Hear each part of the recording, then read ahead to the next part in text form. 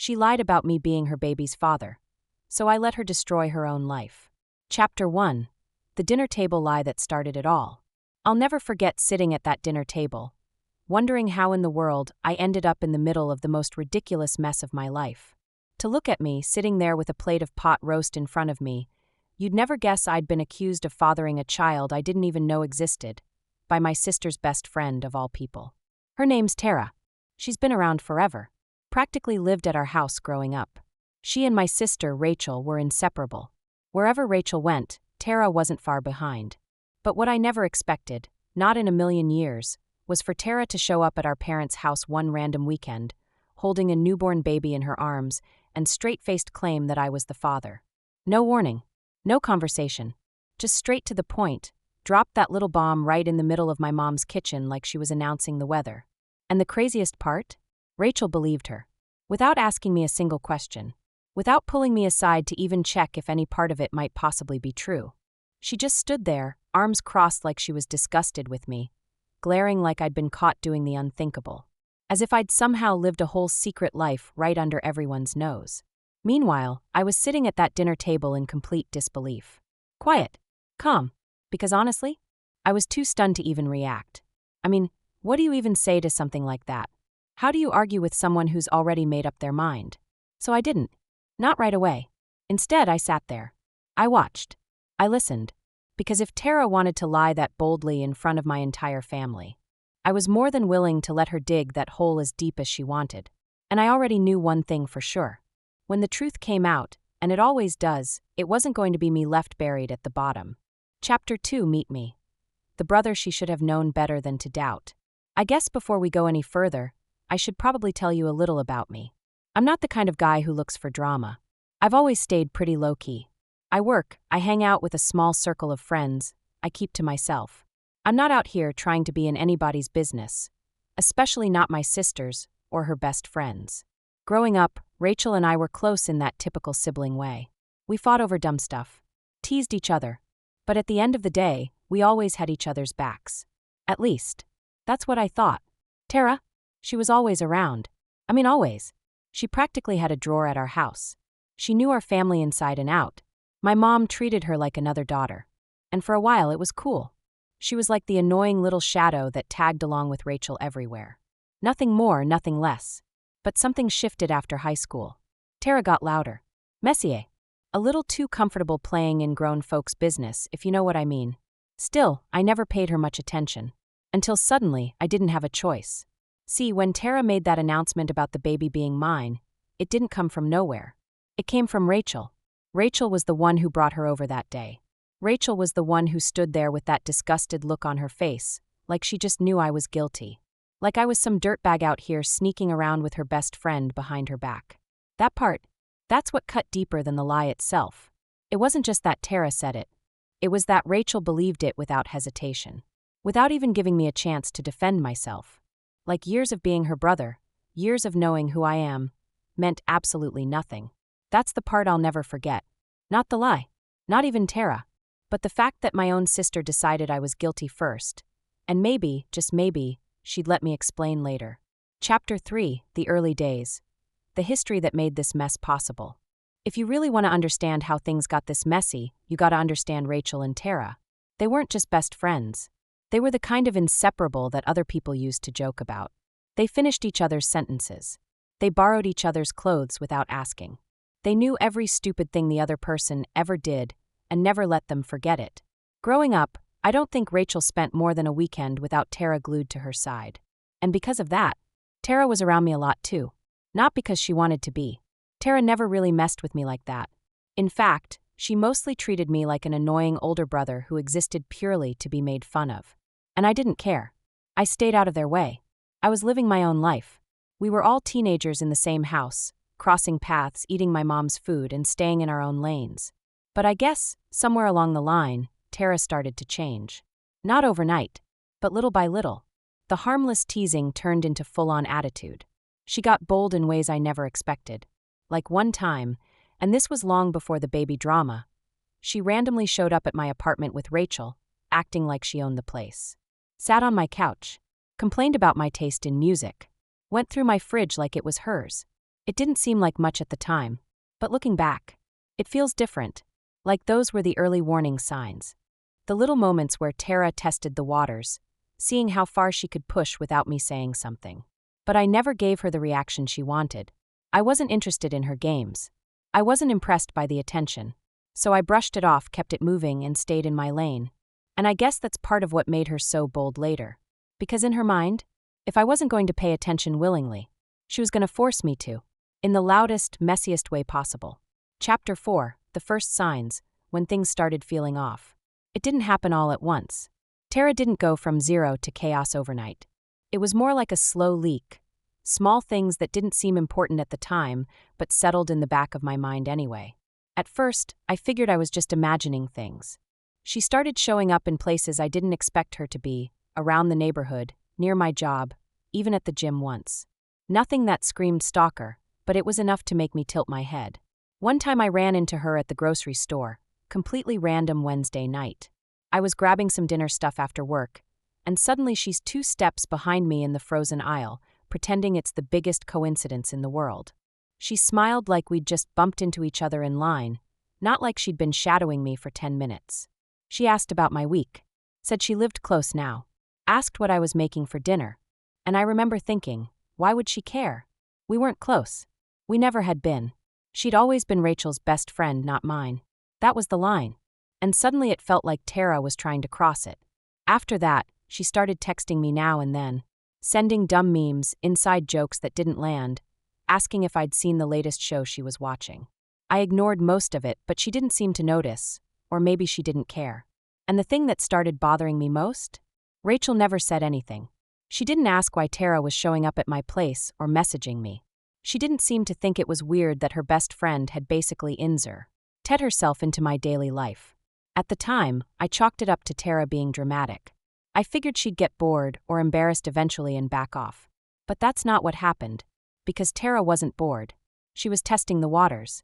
And I didn't realize it until she was already halfway into the deep end, dragging me with her. Chapter 5, The Lie Drops, the day she said it out loud.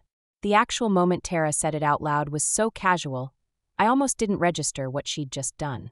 It was a Saturday afternoon, and my mom had invited everyone over. Family lunch. Nothing dramatic. Rachel was already there, Tara came with her, of course, and everyone was buzzing around the kitchen like it was any other weekend. I had just come in, grabbed a plate, and was making small talk with my uncle when I saw her in the corner of the room, bouncing the baby on her hip like some proud mom at a christening. That's when it happened. I wasn't even looking directly at her, but I heard it. Plain as day. Yeah, she said, smiling, adjusting the baby's little hat like she was reciting the weather. He's the father. She didn't even say my name. She just nodded in my direction and kept talking like what she said didn't just flip my entire life upside down. At first, I thought I misheard her. But when I looked up, I saw the way Rachel turned to glare at me. Like she'd just been waiting for this moment. Like everything Tara said was already confirmed in her mind. My mom dropped her fork. My aunt looked like she was trying not to choke on her water. And me, I just froze. Not because I believed her. Not even because I was scared. But because I was standing in a room full of people I had known my whole life, and not a single one of them said, "Wait, that doesn't sound right." No one asked me if it was true. No one pulled me aside. They all just absorbed it, like it was believable, like it made sense. Like this girl, who had never so much as shared a private conversation with me, could show up with a baby and toss my name into the fire, and I was just supposed to accept it. I didn't say anything. I didn't yell. I didn't argue. I just stood there in silence, watching the room twist around me, knowing something none of them did yet. This wasn't going to end how she thought it would. Not even close. Chapter 6, Rachel Turns. My own sister believed her. What hurt the most about all of it wasn't the accusation. It wasn't even Tara, though don't get me wrong, the audacity she had was something special. But I could have handled her. What actually got to me was Rachel, my sister. She didn't ask me a single question. Not one. From the second Tara dropped that lie in front of everyone, Rachel looked at me like she had already made up her mind. And that part, that look she gave me, that's the one that stuck. The one I still think about. You'd think after everything we'd been through as siblings, after years of looking out for each other, of knowing exactly who the other person is at their core, you'd think I would have at least gotten the benefit of the doubt. A private conversation. A text. Even a 2-minute call to ask, "Did this really happen?" But nothing came. She didn't speak to me after that dinner. She didn't ask for clarification. She just stopped showing up. The next time I saw her, just a few days later at my parents' place, the air between us was so cold you could feel it without anyone saying a word. She wouldn't make eye contact. Wouldn't say hello. She just acted like I wasn't there. And I realized in that moment that it didn't matter what I said. She had already decided I was guilty. Not because of facts. Not because of anything real. But because Tara said it, and that was enough. It felt like betrayal layered on top of betrayal. Tara had started the fire, but Rachel was the one pouring gasoline on it. And in that moment, I stopped trying to explain myself. Because I knew Rachel didn't want the truth. She wanted someone to blame. And if that's what she needed, fine. But I wasn't going to stand there and burn just to make her feel better about believing a lie. Chapter 7, The Fallout, Living Inside the Lie. The crazy part about all of this was how fast everything changed.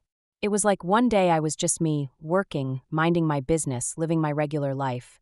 And the next day I was this walking rumor. This story floating around that somehow belonged to everyone except me. And the thing is, Tara didn't stop talking.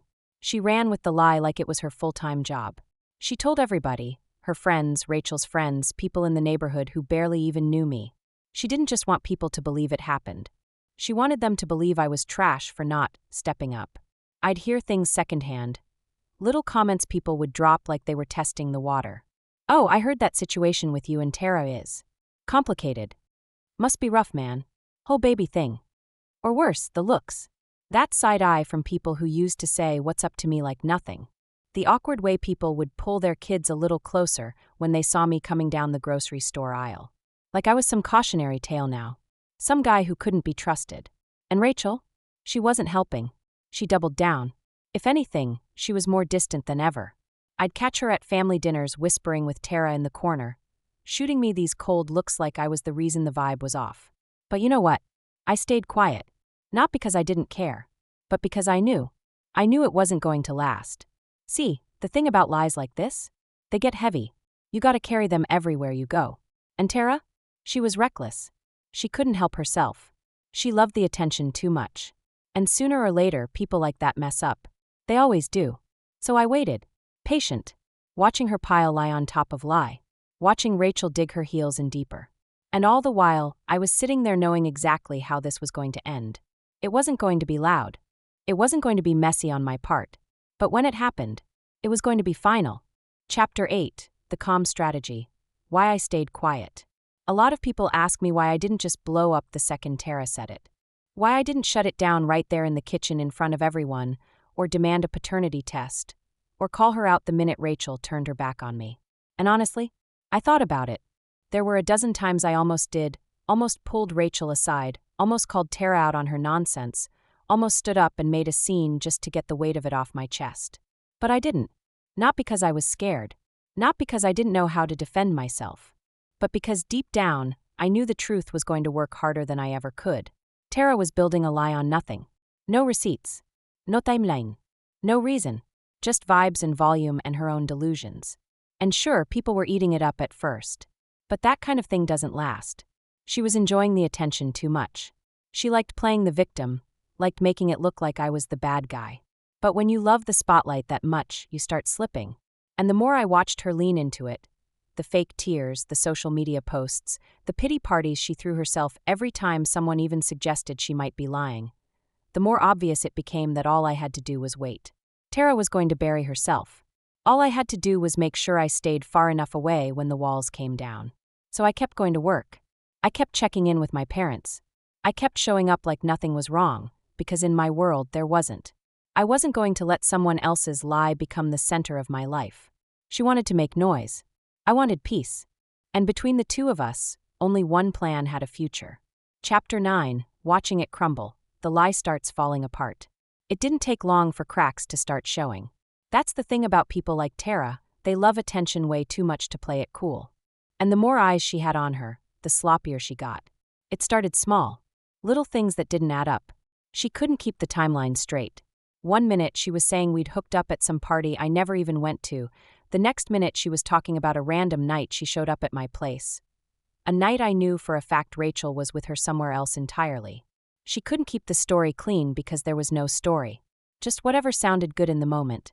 But what really sealed it for me was the way people, even some of her own friends, started asking questions. Quietly, carefully. A cousin of hers who worked at the same company as one of my boys casually mentioned that Tara had been texting some other guy pretty heavily right around the time she claimed we were secretly together. Another friend of Rachel's messaged me on social media, nothing wild, just a simple, "Hey, I know this is none of my business, but something about all this feels off." That's when I knew I didn't need to defend myself. I didn't need to get loud. The truth was doing the work for me. It was circulating in whispers, in raised eyebrows, in moments of silence that lasted just a little too long after Tara left the room. People weren't saying much publicly, but privately, they were doing the math, and it wasn't adding up. And Rachel, I could tell the doubt was creeping in. She was still cold, still distant, but I caught her looking at me a little longer than before, like she wasn't as sure anymore. Like maybe, just maybe, she was starting to realize she'd jumped the gun. But at that point, I wasn't in a hurry to clear my name. I wasn't chasing anyone's apology. I was just sitting back, patient as ever, waiting for the truth to do exactly what it always does. Expose everything. And everyone. Chapter 10, The Moment of Proof, Playing the Long Game. I knew from the beginning that Tara was lying, but after weeks of being whispered about, judged, and treated like I'd done something shameful, I realized I needed something that would shut everything down for good. Not because I doubted myself, and definitely not because I owed her anything, but because a lie that big, left unanswered, starts to grow legs. People forget what's real. They start filling in the blanks for you. So I made the decision to get a paternity test. I didn't make a scene about it. I didn't tell Rachel. I didn't involve my parents. There was no dramatic confrontation. I just reached out to Tara directly, told her I wanted to handle it privately, and explained it in the calmest way possible. I wasn't angry. I wasn't aggressive. I was just done with the back and forth. I remember the look on her face when I brought it up, this mix of panic and fake offense, like she couldn't believe I'd suggest something so extreme. She tried to talk around it, said it wasn't necessary, that we all knew what happened, and there was no point in going through something so formal. But I held my ground. Not loud, not defensive, just firm. Of course, she stalled. I expected that. Days went by. She dodged messages, didn't respond to calls, acted busy. But all she really did was make it more obvious to anyone paying attention that she was trying to avoid the one thing that could prove her story. Eventually, she caved. She probably realized she didn't have a choice anymore. And once the test was done, I didn't feel nervous. I didn't even feel tense. I already knew how it would turn out. When the results came back, clear as day, not the father, it felt less like a win and more like a reset. I finally had something solid to stand on. No more rumors. No more whispers. I didn't rush to show anyone. I didn't need to wave it around. I just sat with it, quietly, knowing that everything she built was about to fall apart, and I wouldn't have to lift a finger to make it happen. Chapter 11, The Confrontation Setup, The Last Quiet Move. Once I had the paternity test, I knew I was done playing defense. I had the truth, and I had it in writing. No more room for stories, no more chances for Tara to twist the narrative. Still, I didn't want to throw it in anyone's face. I didn't need to embarrass her publicly or try to make a scene. That was never what this was about. I just wanted everything laid out, once and for all. So I made a call to my parents and asked if I could host a small dinner at the house. I told them I wanted everyone there, Rachel, Tara, and if possible, Tara's parents too. I kept it simple. Said I wanted to clear the air. They didn't press me for details. My mom hesitated, probably sensing something bigger behind it, but she agreed. When everyone showed up that evening, the tension was sitting heavy in the room. Rachel barely looked at me. She stayed quiet, arms crossed, like she was still waiting for me to admit to something I didn't do. Tara came in smiling, acting like she was too mature for all the drama, like she'd moved on from the mess she created. And me, I felt steady. Tired maybe, but clear. I wasn't angry or bitter. I wasn't there to explode or get even. I just wanted the truth in the open, in front of the people who needed to see it for themselves. After everyone sat down, I waited for the small talk to fizzle out. People tried to ease into conversation like this was just another awkward dinner, but I could feel eyes flicking toward me, waiting for whatever it was I had brought them there for. I reached into my bag and set the envelope on the table. No speech. No questions. Just the truth sitting in front of them in black and white. I told them they were welcome to open it, And when they did, I would finally be done carrying this weight around. Because from that moment on, the lie wasn't mine to manage anymore. Chapter 12, The Bomb Drops. The Truth No One Could Ignore. When Tara saw that envelope sitting in the middle of the table, I could see the color drain right out of her face. For the first time since this whole mess started, she didn't have a smart comment ready. She didn't smile. She didn't try to play it cute. She just froze. Rachel stiffened too. I could tell she didn't know what to expect. Probably thought I had come up with some fake document, or that I was trying to embarrass Tara just to save face. But I wasn't here for any of that. I told them calmly that the envelope contained the paternity test results.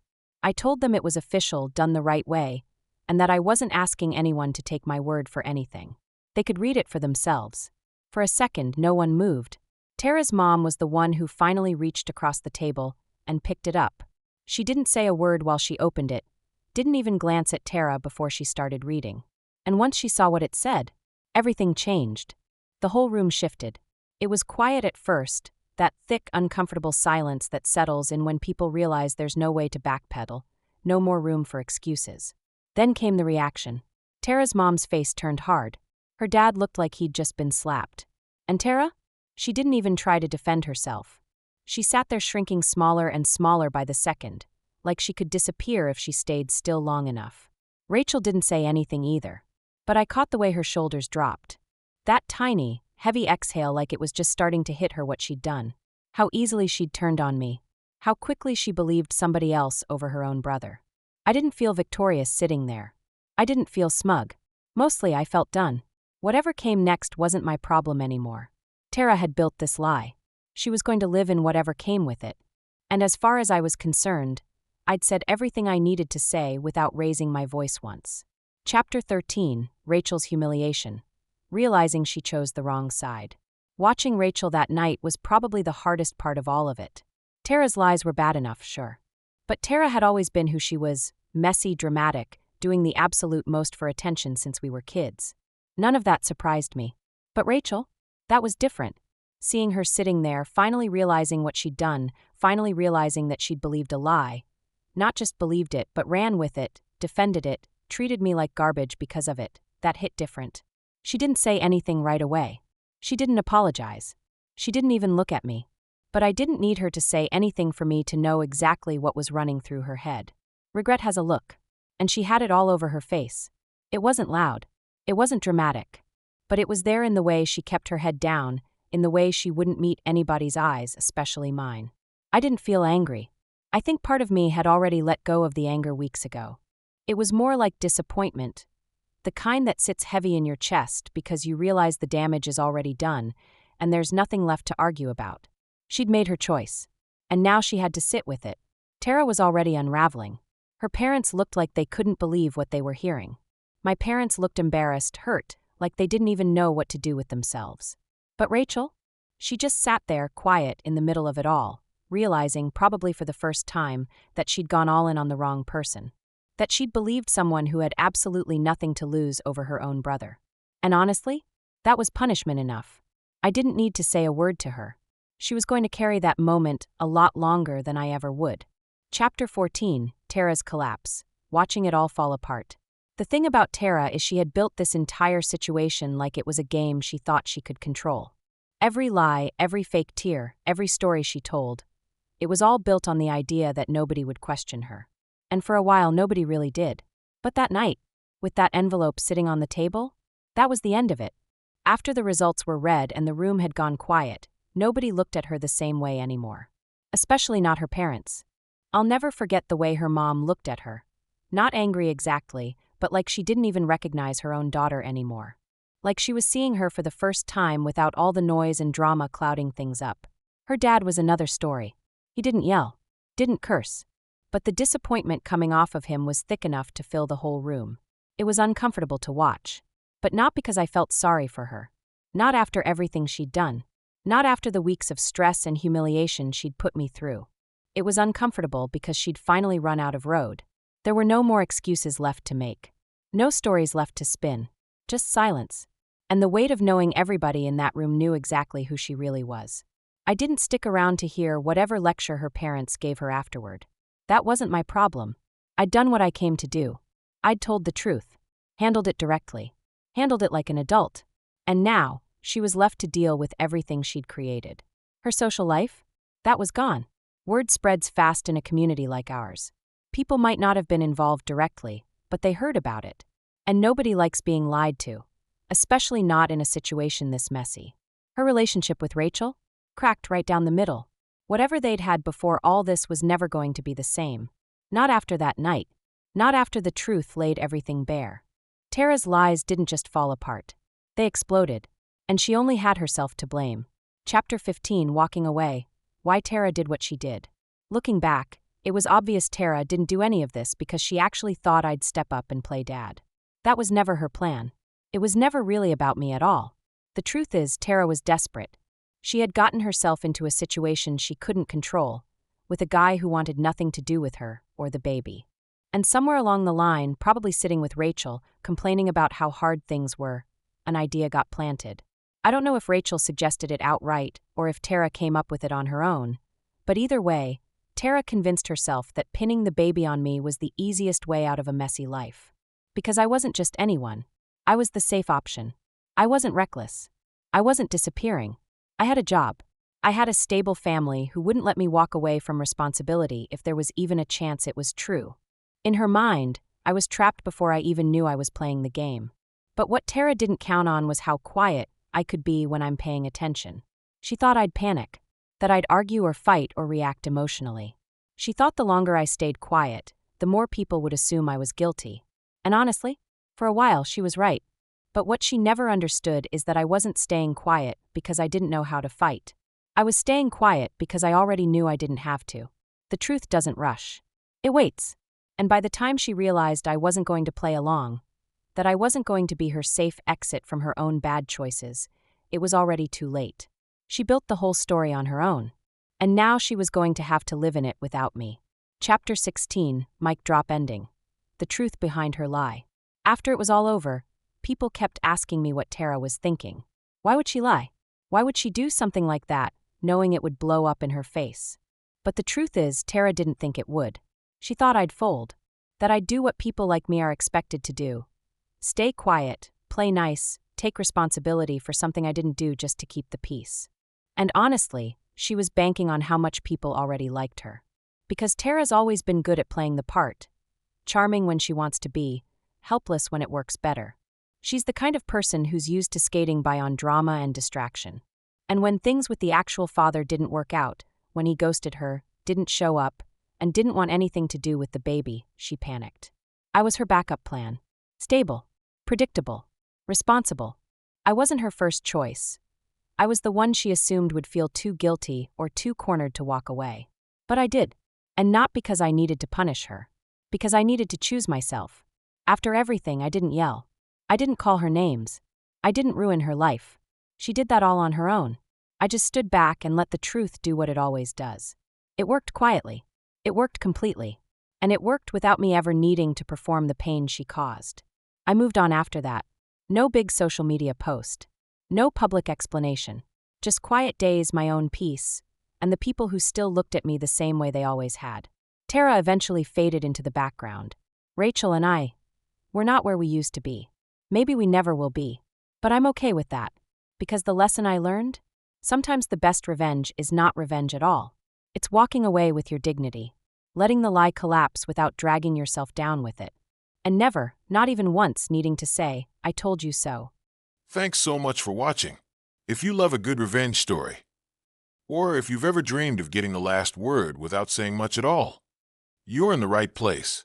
Be sure to like this video, subscribe to the channel, and turn on notifications so you never miss a new savage ending. Because around here, karma always hits different.